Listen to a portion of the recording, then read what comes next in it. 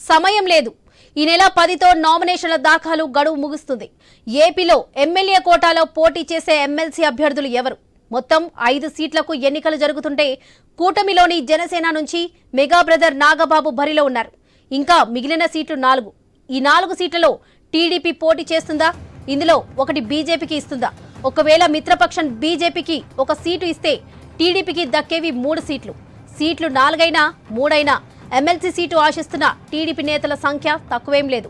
గత ఎన్నికల్లో పోటీ చేయని నాయకులు, ఎమ్మెల్యే టికెట్ ఆశించి భంగపడిన లీడర్లు కొద్ది రోజులుగా సీఎం చంద్రబాబు, మంత్రి నారా లోకేష్ తో వరుసగా భేటీ అవుతున్నారు. ప్రస్తుతం అసెంబ్లీ సమావేశాలు జరుగుతుండటంతో అగ్రనేతలు ఇద్దరు ఇక్కడే దొరుకుతారని ఆశావాహులు అసెంబ్లీ హాల్లో సందడి చేస్తున్నారు. ఇక ఎవరిని పలకరించినా ఎమ్మెల్సీ ఎన్నికల సందడి. ఏతావాతా చూస్తే టీడీపీ నుంచి 25 మందికి పైగా ముఖ్య నాయకులు ఎమ్మెల్సీ టికెట్ ఆశిస్తున్నారు. వీరిలో ఎవరిని చంద్రబాబు, లోకేష్లు ఎంపిక చేస్తారు అనేది ఉత్కంఠంగా మారుతుంది.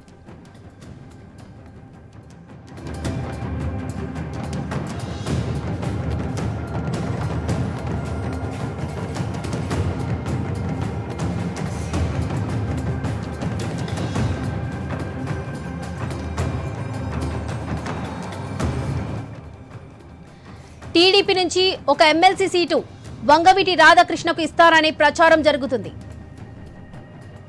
అప్పుడు మిగతా అభ్యర్థులు ఎవరు? ఓసీలకు ఇస్తారా? బీసీలకు పట్టం కడతారా? ఎస్సీలకు ఛాన్స్ దక్కుతుందా? ఇదే పెద్ద చర్చ. అయితే బీజేపీ నుంచి సోము వీర్రాజుకు ఛాన్స్ ఇవ్వాలనే ప్రతిపాదన వచ్చిందని చర్చ నడుస్తుంది. ఆర్ఎస్ఎస్ కూడా సోము వీర్రాజుకు బలంగా మద్దతు ఇస్తుందని సమాచారం. అయితే టీడీపీ అధిష్టానంలోనూ వీర్రాజు పేరుపై కొంత తర్జన భర్జన పడుతుందని చెబుతున్నారు. జనసేన నుంచి నాగబాబు, టీడీపీ కోట వంగవీటి రాధాకృష్ణ ఇద్దరు కాపు సామాజిక వర్గానికి చెందినవారే. ఇప్పుడు సోము వీర్రాజుకు కూడా టికెట్ ఇస్తే 5లో 3 కాపు సామాజిక వర్గానికే ఇచ్చారనే విమర్శలు వస్తాయని టీడీపీ పెద్దల్లో చర్చ సాగుతుందట. అందుకే ఒక బీసీ నేత పేరుని ఇవ్వాలని బీజేపీ పెద్దలను చంద్రబాబు కోరినట్లుగా సమాచారం. దీంతో మాజీ ఎమ్మెల్సీ మాధవ్, బీజేపీ క్రమశిక్షణ కమిటీ చైర్మన్ పాక సత్యనారాయణ పేర్లు పరిశీలనలో ఉన్నాయని చెబుతున్నారు. కానీ బీజేపీ పెద్దలు ఆర్ఎస్ఎస్ నుంచి సోము వీర్రాజు పేరు బలంగా వెళ్లినట్లుగా ప్రచారం నడుస్తుంది. గత అసెంబ్లీ, లోక్సభ ఎన్నికల్లో సోము వీర్రాజు పోటీకి ఆసక్తి చూపించిన కూటమిలో సీట్ల సర్దుబాబు పార్టీ నిర్ణయంతో పోటీకి దూరంగా ఉండబోయారు. అందుకే సోము వీర్రాజు పేరు బలంగా ప్రతిపాదించినట్లుగా బీజేపీ వర్గాల వాదన.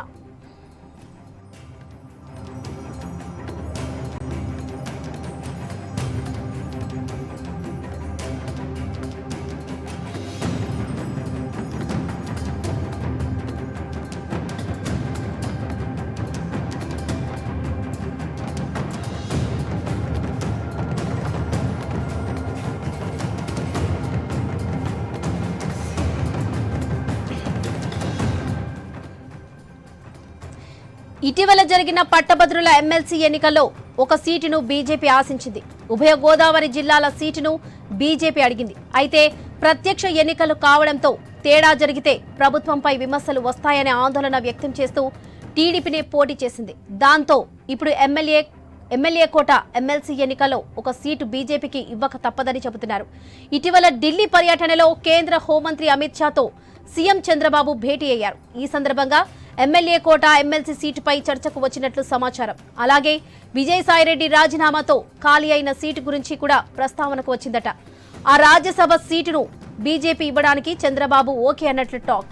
వాస్తవానికి ఎంపీలతో ఎవరు రాజీనామా చేయిస్తే ఆ పార్టీయే పోటీ చేయాలనే ఒప్పందం కూటమి పార్టీల మధ్య ఉందని తెలుస్తుంది.